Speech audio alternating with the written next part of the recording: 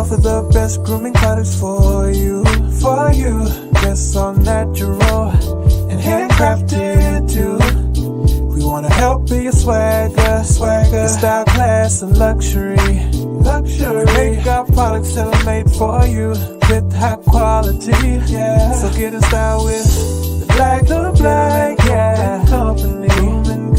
To give you swagger, style, class, and luxury.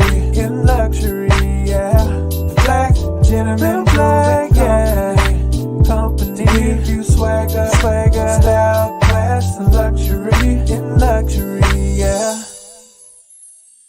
Located at www.theblackgent.com.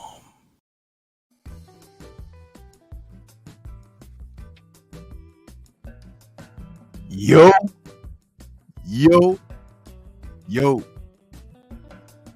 What's good? It's Stormybman, and I am back. Welcoming you to Stormybman Live for this Monday, October 14th, 2024. This is number 30 in the series of Stormybman Lives. And we're doing this one this evening as a fill-in stream because our Nerd Show will have to resume next week. It'll resume on Wednesday due to a change in the scheduling for my partner, Drew Titan. So we still thought we would bring you a live stream for this evening's time slot. And you know, we're always working here. We try to bring the best of what we can. So, hot on the heels of this past weekend's big event from Saudi, where we saw the light heavyweight unification for Undisputed between Artur Beterbiev and Dmitry Bivol. You know, the decision was meted out, and to some's dismay, the decision didn't go quite the way some had hoped, and then in other instances, we saw it go in a different type of a way. But hey, all the same, it was a great weekend of boxing, a nice card to really, light the fire for this fourth quarter of the year. And I'm gonna tell you something. Sometimes people just don't appreciate when something is really, really good. And that card was. So here we are this evening, and we're going to talk about that a little bit, which is the title of tonight's live. What's a robbery in boxing? You know, so many people have talked about this being a robbery, not necessarily being a fight where the decision went the way that some felt it should go. But what I would like to do is I like to pose a question about boxing overall. And I'd like to ask, can fighters win close decisions anymore? We've seen a number of fights in recent memory where fights played out a lot tighter than you may have anticipated, where a person that might have been heavily favored or the consensual favorite. We've seen decisions go and people say, oh no, man, I don't think he won that. I think the other guy should have got that. And then the discussion begins, oh, he was robbed. No. You know, sometimes you can win by a nose. Yeah. And see, in this era where people are pampered, coddled, if there are those who find displeasure or disappointment, those who critique in that manner are canceled. They're dismissed. It's like, oh, who asked you anyway? But that's not real life. That's the life that you would like to have, because you want everyone to celebrate you. You want everyone to see it your way. You want everything to be tracked toward your best advantages. And that's not necessarily reality, people. So I'm here this evening to talk about this and to help bring a better perspective of what winning by a nose can mean, especially when you've added into the mix the true understanding of what makes for a victor. It's no longer just what you like, but it's about being able to peel away the inessentials and get to the essence of what is truly valuable. And in boxing, you can like slick boxers. You could like athletic boxers. You could like power punchers and sluggers. You could like guys who are defensively outstanding. However, any of that can be of the personal take, but that's not necessarily what determines victory. And we must get better about being able to decipher this. We must get better at being able to make a proper assessment. It's one of the reasons why I don't like when some of us content creators are out here and we push forward narratives. You see, because doing that, you're stating only your point of view. And that's not necessarily the end all, your perspective. Because there's always another side to the coin. Always. And you have to be aware of that. You have to be aware of that. So that's what we're talking about a little bit this evening. I want to say shout out to everybody that's out there in the chat. We'll do a little quick roll call to see who we got in the building this evening. Yeah.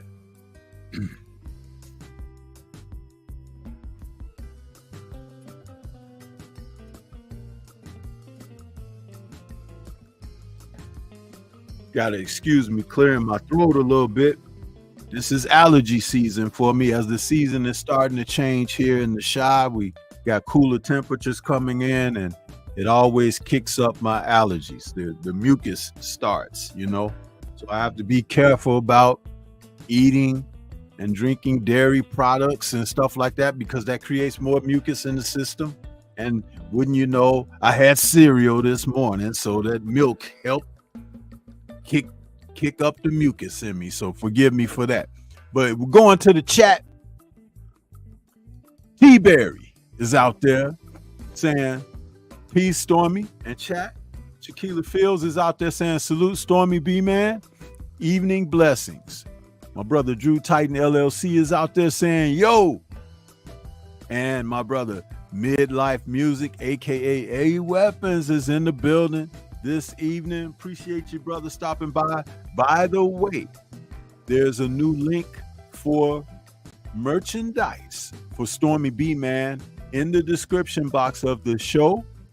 And if you go to there, it'll take you to the brother A Weapons webpage. And if you search Stormy in the search engine, you'll see the new merchandise. I put the link also up on my community page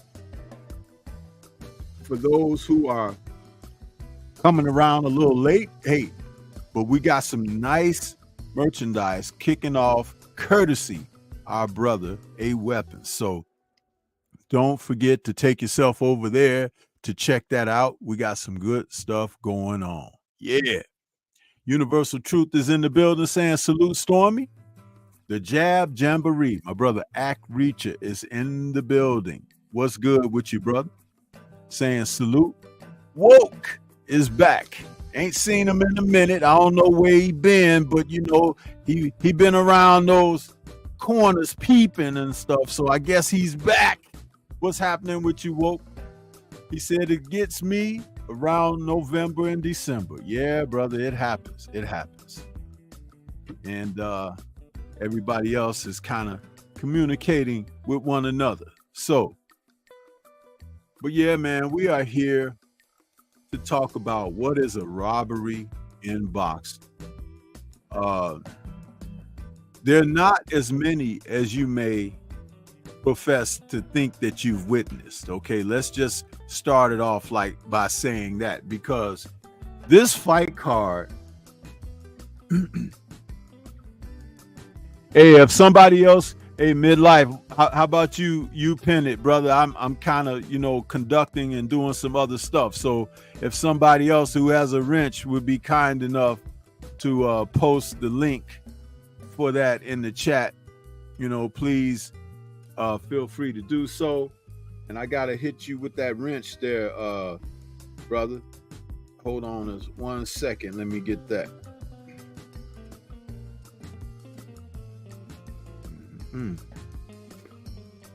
Where is it? Yeah, I'm trying to wrench you. Hold on. Why is it not letting me?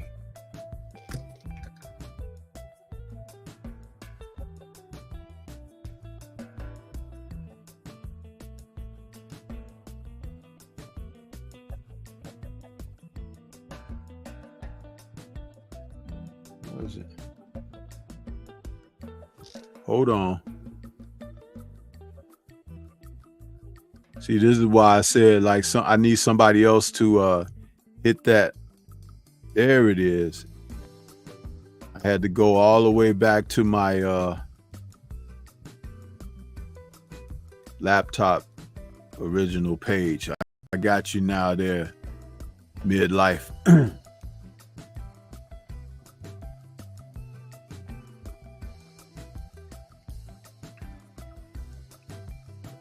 Okay, Jeff Spark is in the building. What's happening, bro? What's happening? Okay. Now we back to cooking here. Yeah. Talking about what's a robbery in boxing. Champion Heart, salute. Listen, man. We've seen our share of close fights. And just because a fight is close, that doesn't mean that it's a robbery if it doesn't go a certain kind of way. And there seems to be, after this particular fight, a huge swell of sentiment getting behind Dmitry Bivol because he lost the decision. Let me just state this about Dmitry Bivol's performance.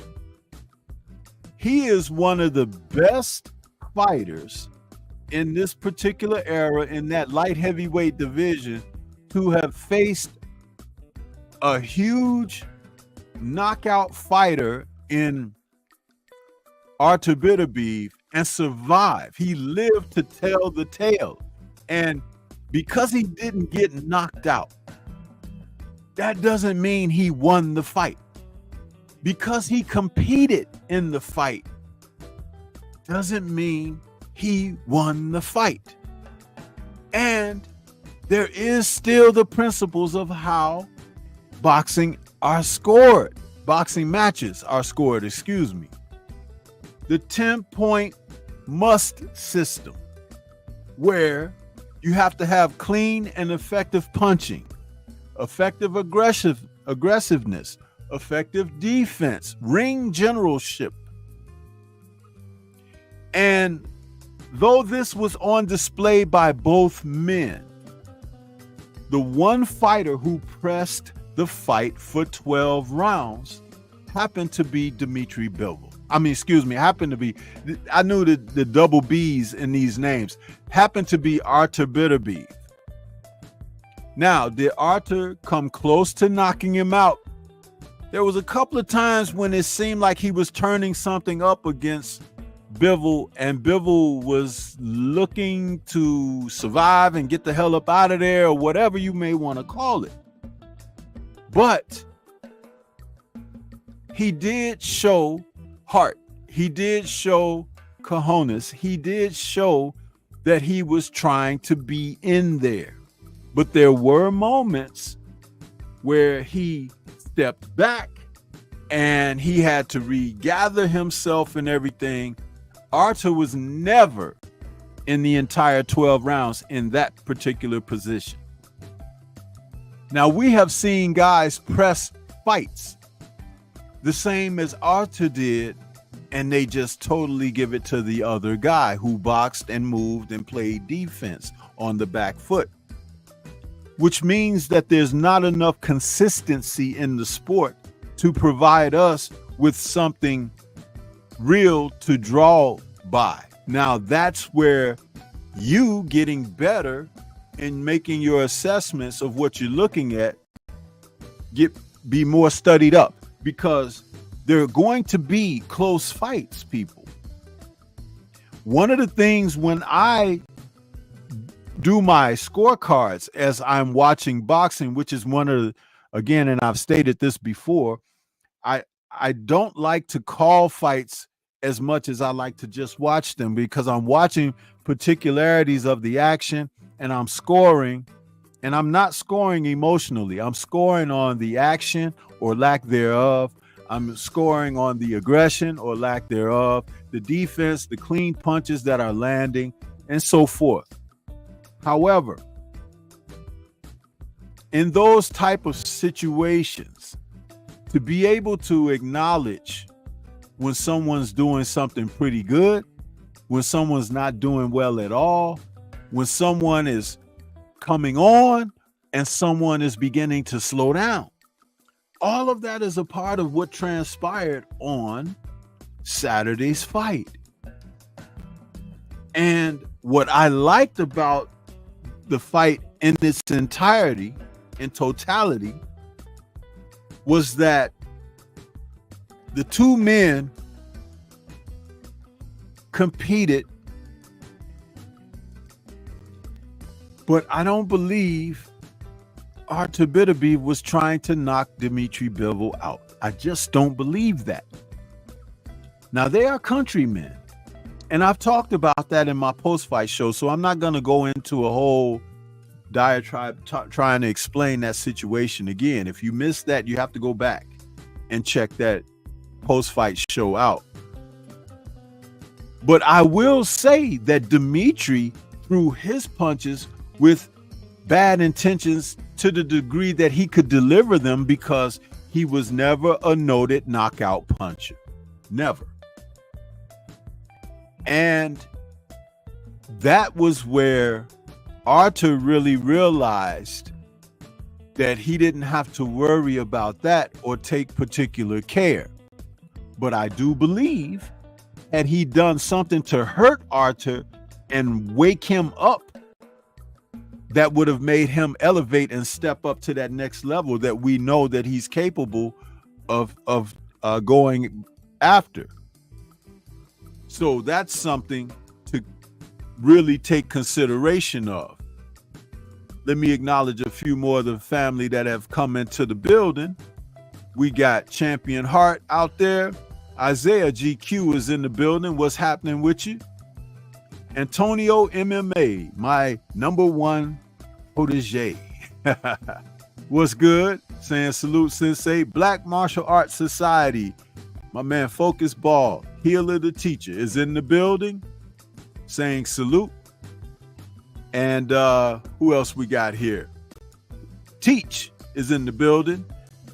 Coming in off of yesterday's call-in show, where he made a very good call-in for conversation. That was excellent. I appreciate that. So you're beginning to earn that name, huh? But I'm still got learn waiting in the wings. Yeah. Midlife says, now Stormy, I might have to agree with you. We've seen Arthur go in for the kill. Absolutely. And see, I don't say that with disrespect to Dimitri Bivol and his performance. I don't. But I do say it with knowing what I've seen of Arthur Bitterbeef before. And some people might attribute, oh, well, maybe that knee surgery or whatever. Believe me, if he were not able to fight because of the knee, he would not have been in there on Saturday night. That's just the type of man he is. And if someone wants to say, well, maybe old age is catching up to him, absolutely not. Nope, because he's not one of those fighters who have burned the candle on both ends, nor lived the type of life that takes something out of you. And he doesn't take punishment even in the gym or in his previous 20 bouts where he ended them early. So there's a lot to take into consideration for Arthur's performance. But Dimitri should understand that this man, his fellow countryman, did show him compassion. And that's a hard thing to believe. But when you don't understand countrymen from a different part of the world from where you are, now I'm speaking to us American citizens here. Culture-wise, we don't understand being on code. First of all, this is a nation where in the Olympics, where we have people of all types of ethnicity representing this nation, born and raised, and performing in those games. But it's interesting how certain people of color, the nation doesn't support them as its own. They don't get behind that particular participant and say, the country's behind you. You're a U.S. citizen. You are representing America. No, they don't do that.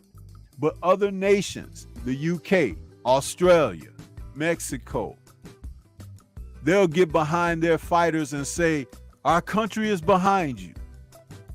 And see, that's where we fall off.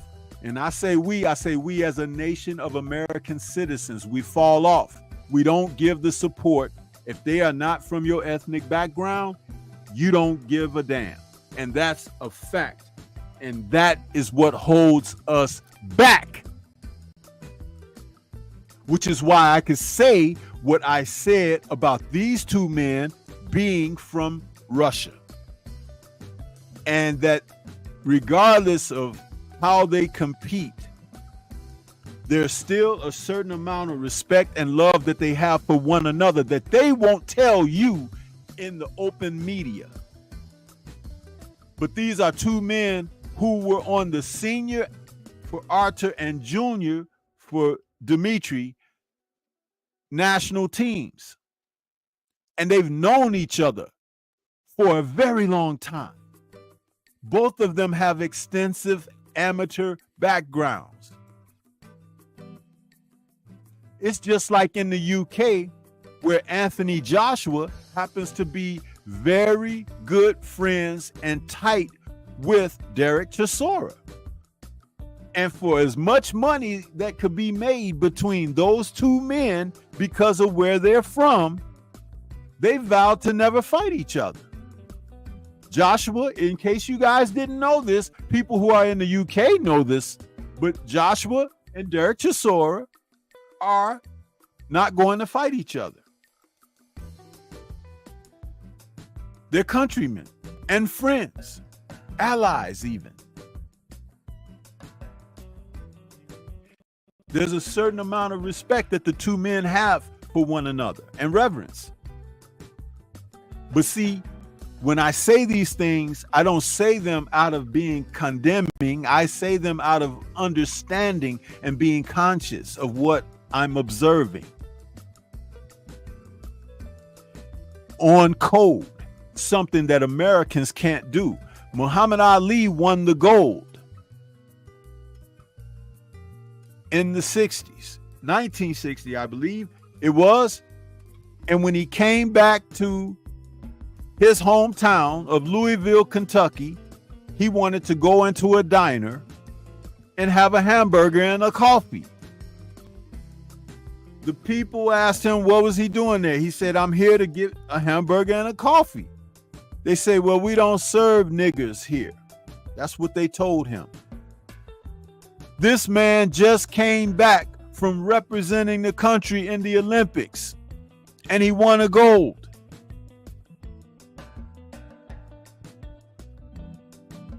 In his own hometown.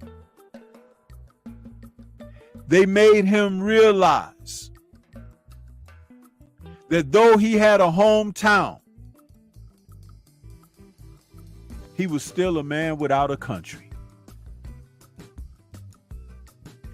And so the man that we know now as the greatest, self-proclaimed, by the way,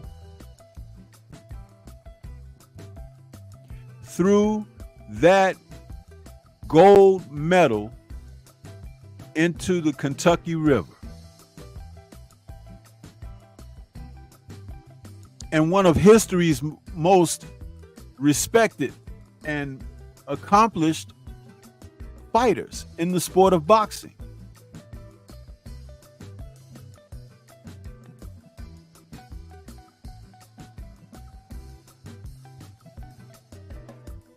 I want you to meditate on that for a moment, people.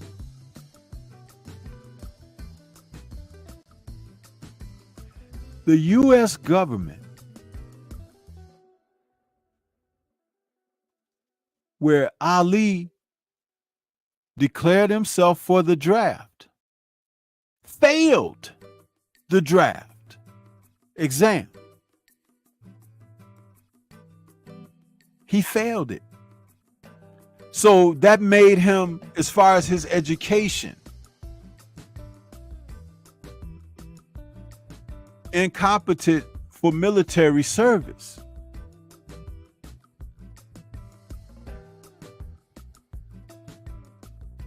But in the sport of boxing, he shined. He became the heavyweight champion of the world at the age of 22. What were you doing at 22? And by the time he was 24, 25 and had declared himself a new man by his newfound religion and his religious beliefs, the black Muslims of the Nation of Islam,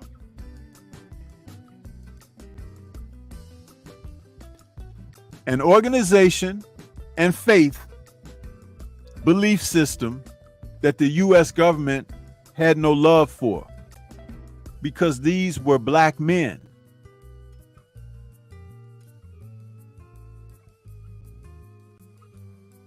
So with a young, brash, more talented than we had seen in the heavyweight division, man like Ali,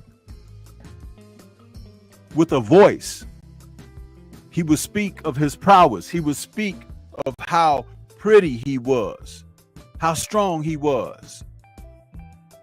All of a sudden, the government decided to change his draft status for the Vietnam War, might I remind you. And there were soldiers going over there at that time, losing their lives left and right. The term guerrilla warfare came out of the Vietnam War because what that meant was under devised tactics that were born of an unorthodox type of circumstance. Camouflage.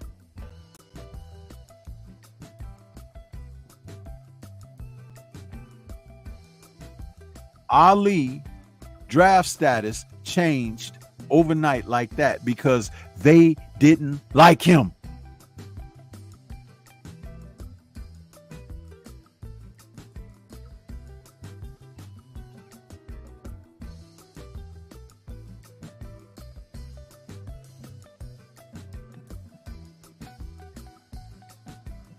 Did I fail to mention to you that Artur Bitterbeef is a Muslim?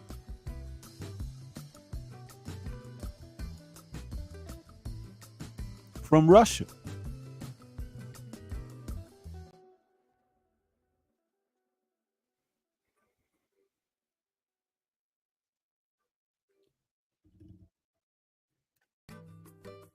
Now, we don't know what Dimitri's faith is, and it's not important for him to tell us. But Artur has wore his faith through his actions, his speech, and the way that he represents and carries himself before his family and loved ones. There was a fight that he refused to have in China just a few years ago, a few short years ago. He turned down an opportunity to fight in China with his title because of China's treatment of Muslims over there.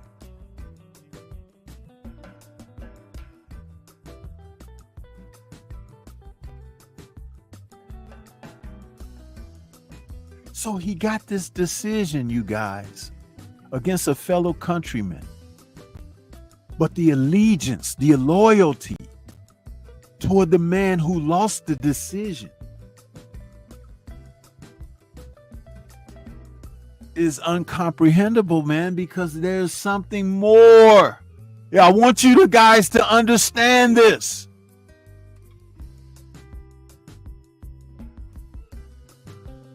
Dare I mention Devin the Dream Haney is of Muslim faith.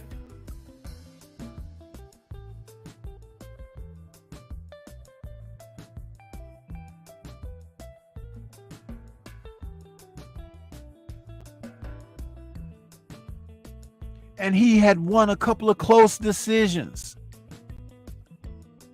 Well, one in particular against Vasyl Lomachenko, whom made certain that when they were leading up to their bout at the press conferences and when they had the photo ops, he made sure that he wore his t-shirt, which had that European depiction of Christ on it. See, some of you guys overlooked that. Some of you guys didn't even think about it. But I remember it like it was yesterday, and I don't have to go back and look at the presses all over again like you may after this. But Devin wasn't waving the flag of his faith. He was waving and brimming with confidence about the fight and what his intent was as far as winning the fight. But Lomachenko quietly was putting his belief system in the face of this situation, and it was not a battle of faith and religion. It was a competitive sporting event.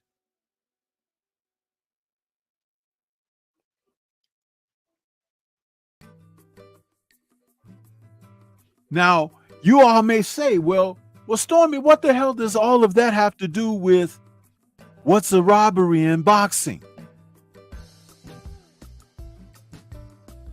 Well, the consensus is if your country isn't behind you, read the U.S., then they will write against you, they will talk against you, they will put you down, they will not acknowledge your accomplishments, they will vilify, strip you away, allow evil intent to come upon you. Bigotry, bias, prejudice. I've talked about this on this platform.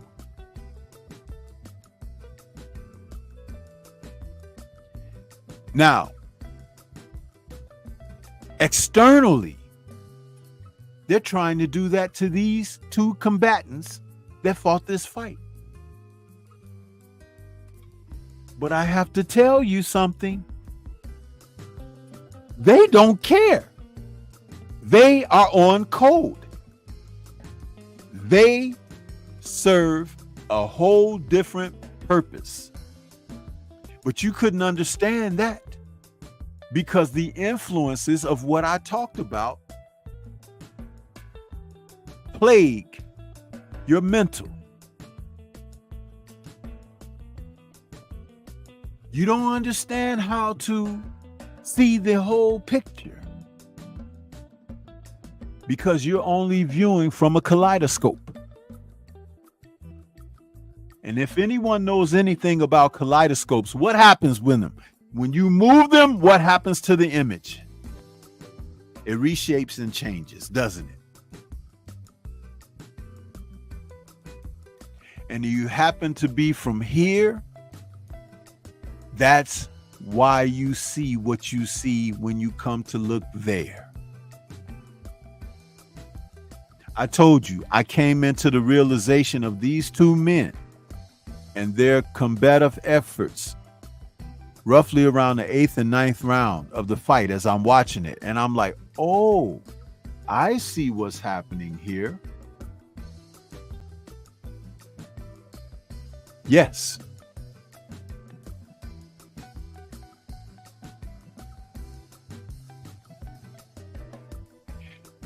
See, when you have two like these competing, the fight can be close and you can have a winner.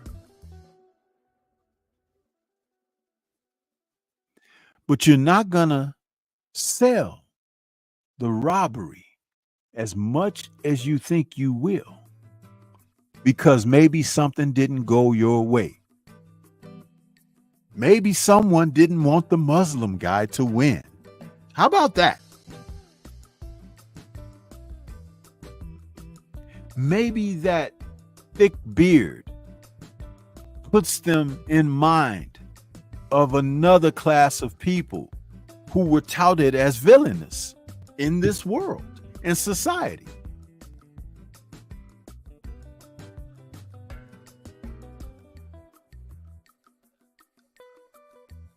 You see how short-sighted you can be?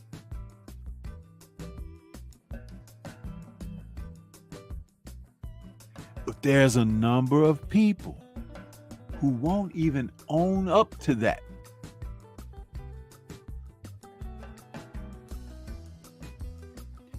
Why do Klansmen not wear their sheets to their jobs? Why not? You know, just like you put your suit and tie on, or your t-shirt and jeans, or your polo or whatever, slacks. But why don't you take your hood to the job with you so people can see how you're rapping? Is it because, strangely, you don't want the public to recognize you?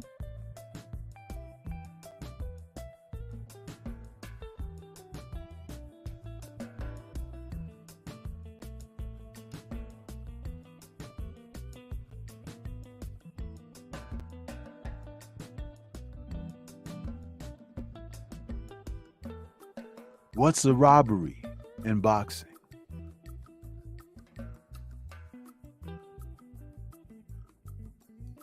Bias, bigotry, prejudice has nothing to do with robbing fighters with decisions.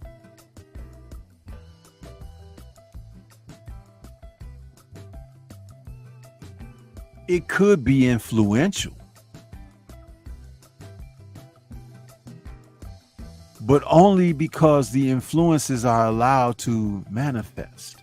If you hold people accountable, that would cease.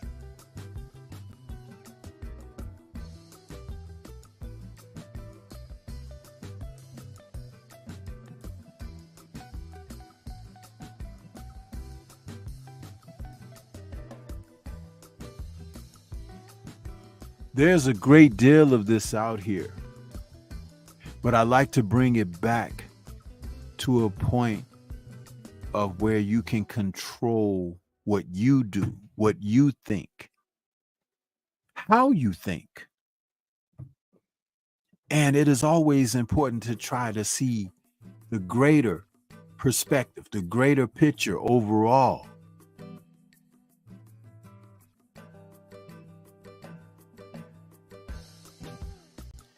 On Saturday, October 12th, Dmitry Bivol fought the fight of his career.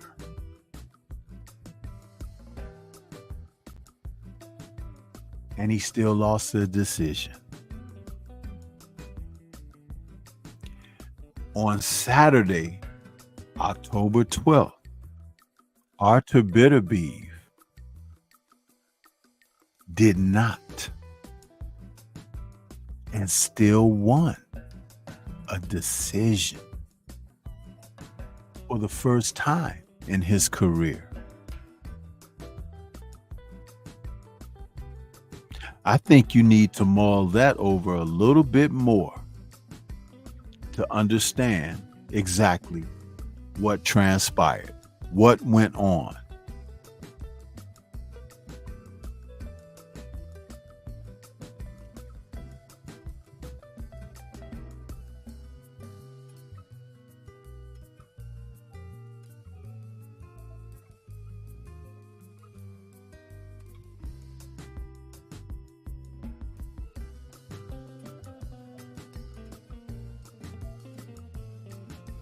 If Dmitry Bivol were, let's just say, David Benavidez,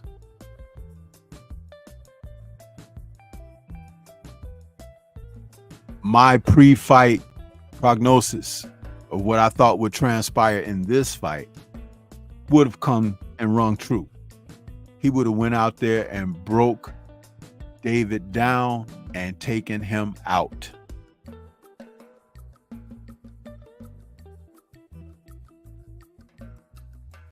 But I learned something off of this fight. I learned something.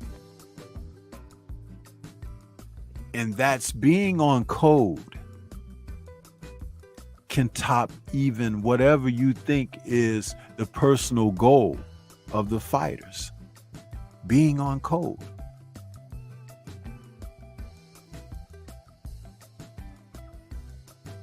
Have you ever heard fighters talk going into a bout and say, let's put on a good show? Larry Holmes, when he was in the ring for the fighters' instructions with Mills Lane and Jerry Cooney, he told Jerry, let's put on a good show when they touched gloves. When he touched gloves with Jerry Cooney, he said, let's put on a good show. Now, Don King, the promoter of that fight, was trying to sell racism with Jerry Cooney. The sentiment behind Cooney and support was that do it for the white guy. Jerry Cooney wanted no part of that stuff. Don King tried to get Jerry Cooney during the promotion of the fight to call Larry the N-word. He refused. Jerry Cooney and Larry Holmes are great friends today. Great friends.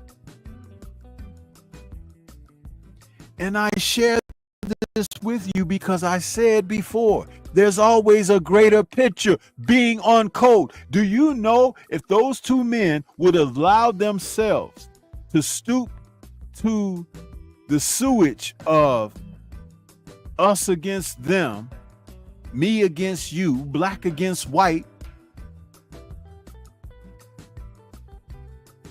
what it would have done to the country?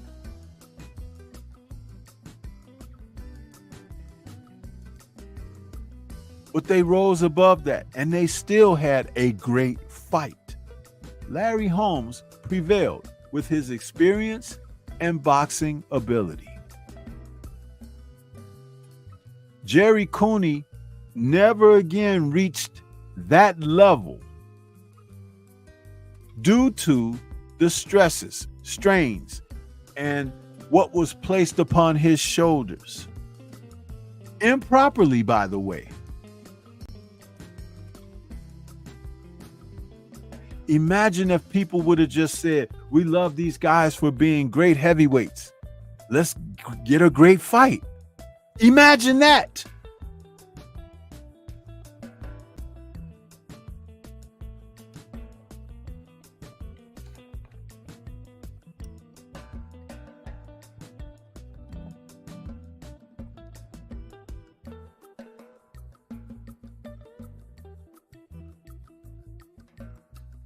So when I talk about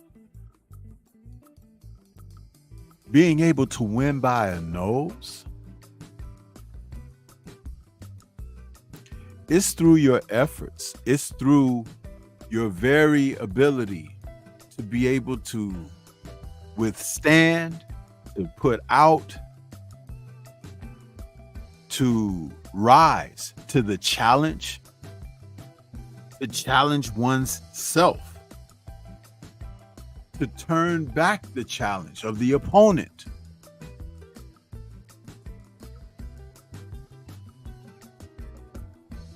But you have to see the picture overall. You can't see a part of it. You can't see just a smidget. You have to be able to understand it fully.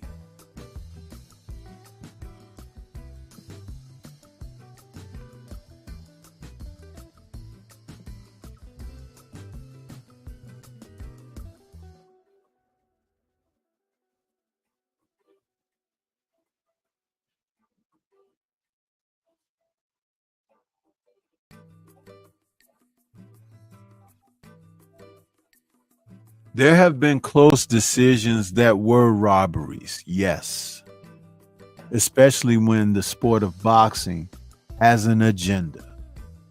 And my example of that was the most recent bout that took place between O'Shaquie Foster when he took on Robeson Canseco for O'Shaquie's WBC junior lightweight title. O'Shaquie fought that fight,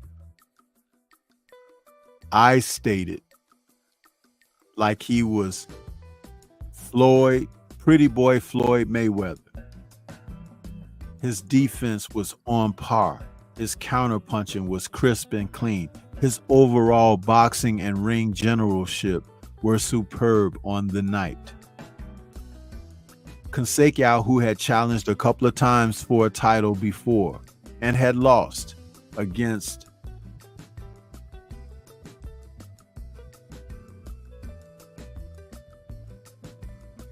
a fighter that was called a cheater.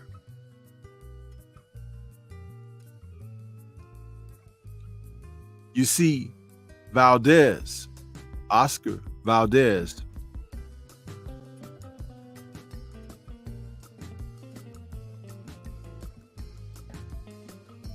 had gotten caught with performance-enhancing drugs in his system.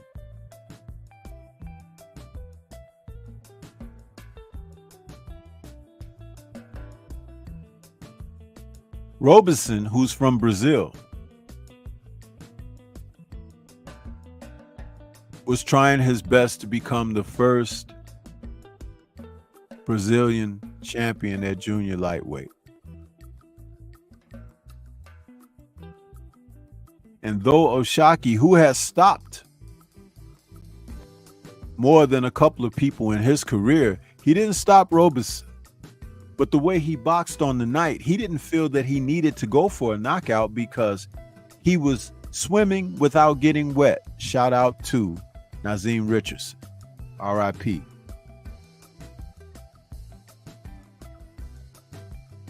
But there was no love for his boxing ability on that night because there was an agenda by the WBC and the judges who presided over that fight that as long as Robinson went the distance, their scorecards would reflect their favor of he in judgment.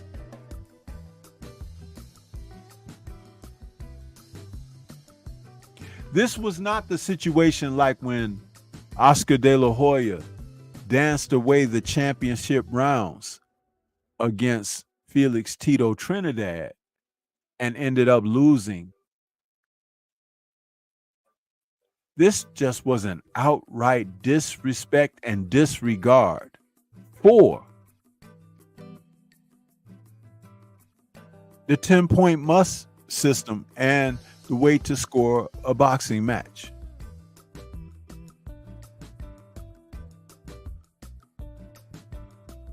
That was a robbery, people. That was a robbery.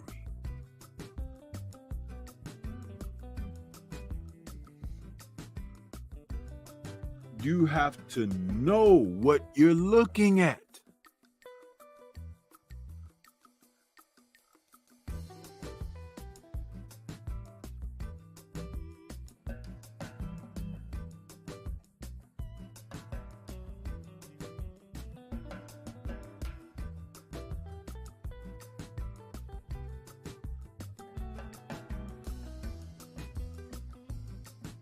I try to give it to you straight, man, because this is very important to understand. You can be influenced by some of these influencers out here. We can call them that because, my goodness, they do their job influencing your thoughts, your very own. You don't even think with your own best interests. You allow these people to influence you. But I'm always going to keep it 100 and keep you on your toes for as long as you can hold that. As soon as you walk out of this door, you'll go somewhere else and sit on your can.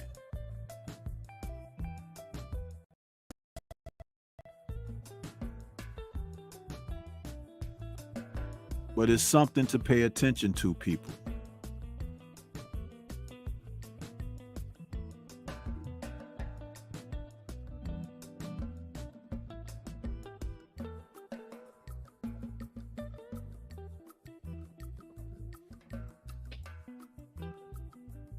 Indog, the fearless one, says, and Stormy, I think Better Beef understood what Bivol was going through and didn't want to hurt him or embarrass him. Do you understand? And I said earlier, showed compassion. Did I not say that? Listen how these people have been ridiculing Bivol with what's going on behind the scenes with his domestic circumstances. That is not my business. That's that man's business. I'm only concerned about the fight, which is why I was able to be enlightened to what I was witnessing, because I wasn't caught up on the sideshow of what's not my business.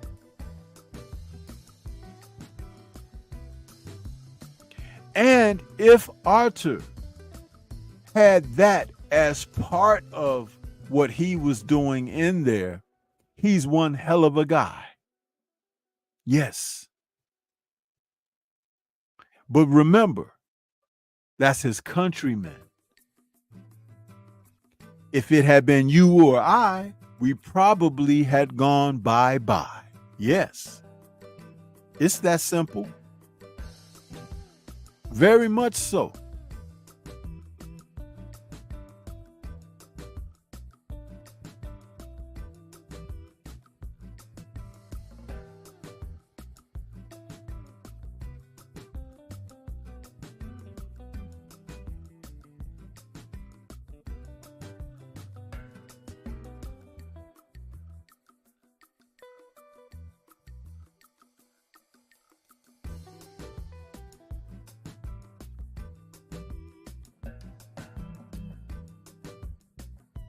Let's take a moment here and hear from our brother, the Focus Ball. Get ready to take your striking game to the next level with the Focus Ball. Dramatically improved footwork, timing, head movement, hand-eye coordination, reflex, and overall fight IQ. It's lightweight and extremely portable, so you can train every time, everywhere. When you don't have a coach to do mitt work, get a Focus Ball. When you don't have a heavy bag to hit, get a Focus Ball. When you don't have a sparring partner, get yourself a Focus Ball. And when you just want to have fun punching and kicking, get a Focus Ball. When you train with the Focus Ball, you train your eyes and your brain to read punches so that you can hit and not get hit, making this very simple device a must-have for all combat sports athletes and enthusiasts alike. So if you want to take your striking game to the next level, don't wait. Get the Focus Ball now.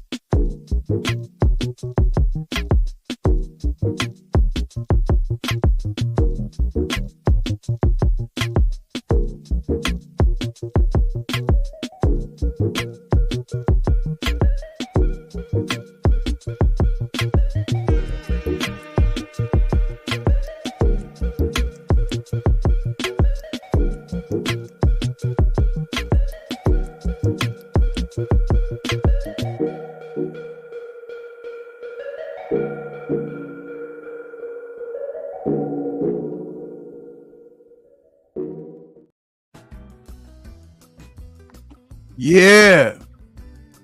So with that, man, we're gonna be getting ready to get on up out of here. Like I said, Nerds on Culture will return next week, but it will return on Wednesday, and we will do that going forward, pretty much toward the end of the year, because there's been a change in the brothers' schedule. But I'll still find time to drop a tidbit on a Monday or so. But for most part, Monday will be a day that maybe I won't do as much, because I don't really usually do things on Wednesdays. So let's just welcome the opportunity to get back into the mix of things. And that's how we'll work it going forward. But I want to say thanks to everybody that came out this evening to show a little support on tonight's show. I didn't even get a chance to check my likes on there. Oh, as 78 would say, quite disgusting. Only 33 likes, and almost 100 views. So there they go. They still messing with me, man. I don't know what that's all about, but we're gonna do better, huh? We're gonna do better. This is not the way, huh? For those of you who watch The Mandalorian, this is not the way. So I want to say we'll be back next week with Nerds. We got fights coming up this weekend. Tim Tszyu is going to be taking on Muzalayev or something like that. That brother, hey, listen, that's a good fight, y'all. Don't y'all go into that fight thinking like you did with Bud and Madrimov, saying, oh, Tim Tszyu going to smoke that dude. This might be a fight where Tim Tszyu get beat up, y'all. Might. You got to look at his opponent. He's not a pushover. Okay, he's just someone that you don't know. Sometimes when you don't know these guys, that's when it can happen, huh? So just be mindful of that. But yeah, we're gonna get ready to get on up out of here. I want to say shout out to the mighty LDBC, and you guys, like I said, go into that description box, hit those links up for the donations for PayPal, as well as Cash App to show support. We're on a subscription drive trying to get to that 8K before the end of the year. It's kind of in the distance, but we can make it happen if you guys want to share the content and show that support like you can, putting me out there to get those algorithms tweaking, huh? And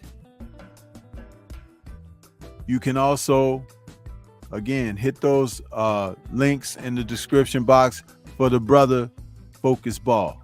You know what I'm saying? Do your part, because we're going to do ours. So with that, I'm going to get on up out of here. Peace to you guys. Enjoy the rest of your week.